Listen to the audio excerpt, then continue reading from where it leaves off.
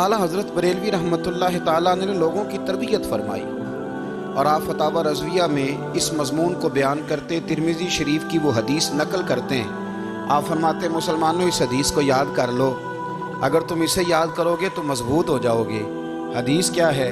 نبی کریم صلی اللہ علیہ وسلم نے فرمایا، اگر سارے انسان مل کے بھی تیرا برا کرنا چاہیں تو جب تک رب کی مشیت نہ ہو وہ تیرا برا کر نہیں سکتے۔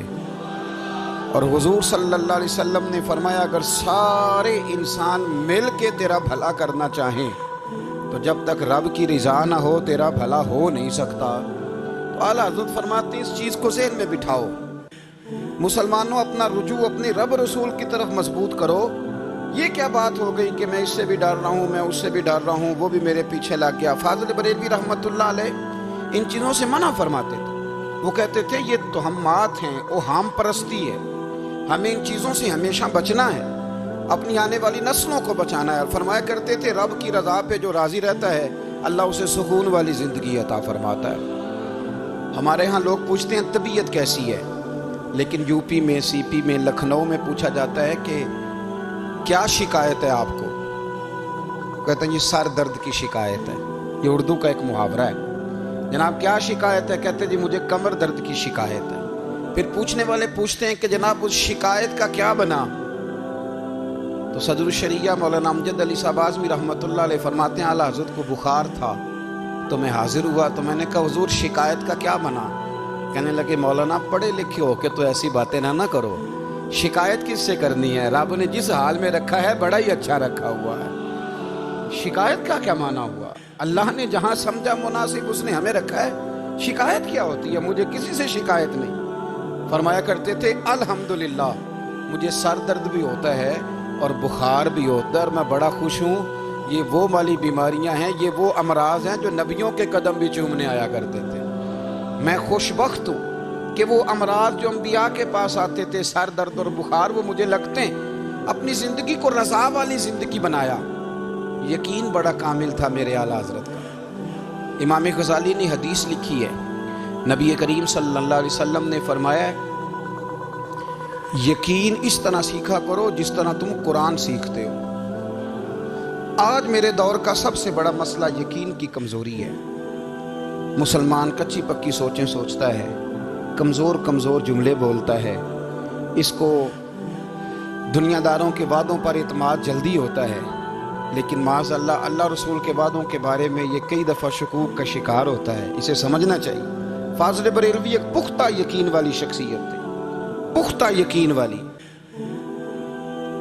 بریلی شریف کے دائیں بائیں طاعون کا مرض پھیل گیا تو اعلیٰ حضرت فرماتے ہیں میرے منہ میں بھی کچھ گلٹیاں نکل آئیں، تو بعض لوگوں نے کہا شاید آپ کو بھی طاعون ہو گیا ہے۔ اعلیٰ حضرت رحمۃ اللہ علیہ فرماتے ہیں جو سب سے بہترین طبیب تھا وہ لایا گیا، اس نے میرا منہ دیکھ کے گلٹیاں دیکھ کے کہا خو آپ کو تو طاعون کا مرض ہو گیا ہے۔ تو اعلیٰ حضرت فرمانے لگے مجھے ساری بیماریاں لگ سکتی ہیں، یہ نہیں لگ سکتی۔ اس نے کہا حکیم میں ہوں کہ آپ ہیں؟ فرمایا نہیں آپ ہی ہیں، پر یہ بیماری مجھے نہیں لگ سکتی، یہ مجھے ہو نہیں سکتی۔ اس نے اصرار کیا تو اعلیٰ حضرت رحمۃ اللہ تعالی علیہ اس کو کہنے لگے میاں تو جو مرضی کر لیکن مجھے طاعون کا مرض نہیں ہو سکتا، یہ بات طے ہے۔ وہ ناراض ہو کے چلا گیا۔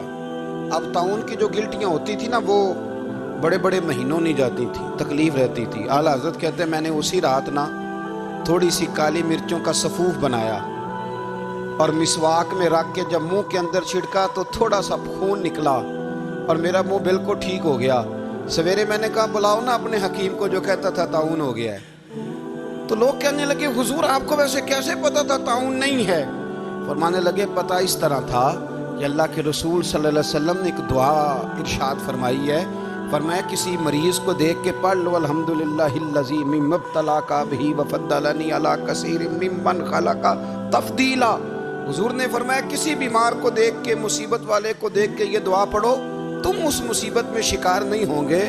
فرمانے لگے میں نے طاعون کے مریض کو دیکھ کے دعا پڑھ لی تھی، تارے ٹوٹ سکتے ہیں، چاند گر سکتا ہے، سورج اپنی جگہ چھوڑ سکتا ہے، پر مدینے والے محبوب کی بات غلط نہیں ہو سکتی۔ یہ میرا یقین کامل ہے، ساڑھے نبی دی زبان ساڑھے واسطے قرآن، یہ بات غلط ہو سکتی؟ مضبوط یقین فاضل بریلوی کا۔ مضبوط نظریات۔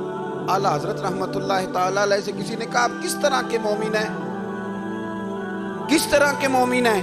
تو اعلیٰ حضرت فرمانے لگے میرا دل چیرو، اس کو کھولو، ایک طرف لا الہ الا اللہ لکھا ہوگا، دوسری جانب محمد الرسول اللہ لکھا ہوگا، کھول کے دیکھو۔ ایک تو یقین کی، پھر دوسری بات، خشک لوگوں کو زندگی گزارنے کا مزہ کوئی نہیں آتا، زندگی گزارنے کا مزہ اسے ہی آتا ہے جسے کسی سے پیار ہو جاتا ہے۔ باقی نہ دیکھیں نا، ایک بندہ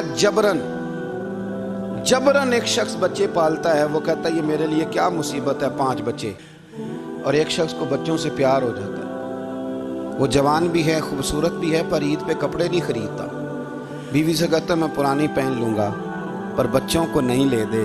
تو بھائی تیری خواہشیں مر گئی ہیں، تیری خوبصورتیوں کی طرف جانے کی آرزویں ختم ہو گئی، تو کہنے لگا سارا کچھ ہے پر بچوں سے پیار جو ہو گیا ہے۔